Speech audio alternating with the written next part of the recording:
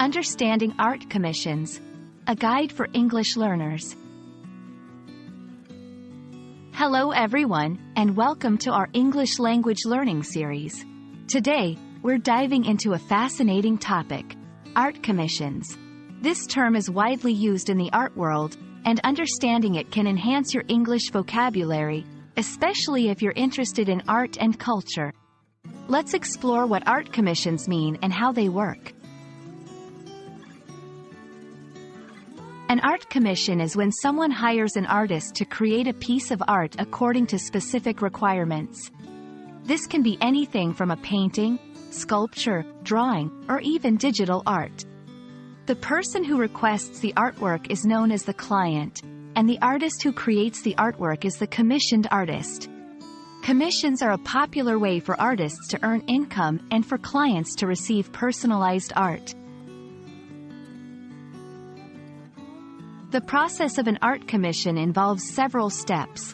1. Initiation. The client approaches the artist with an idea or concept. 2. Discussion. Artist and client discuss details like size, medium, style, and price. 3. Agreement. They agree on the project's terms, often with a contract. 4. Creation. The artist works on the artwork, sometimes providing updates.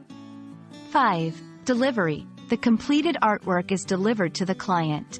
Throughout this process, clear communication is key to ensuring both parties are satisfied.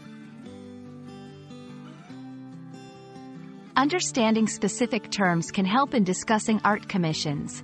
Here are a few. Medium. The material used to create the artwork, e.g., oil paint, clay. Commission fee. The amount of money paid to the artist for their work. Portfolio. A collection of an artist's previous works, often used by clients to assess style and skill. Revision. Changes or adjustments made to the artwork at the client's request. Art commissions are a wonderful intersection of creativity and collaboration.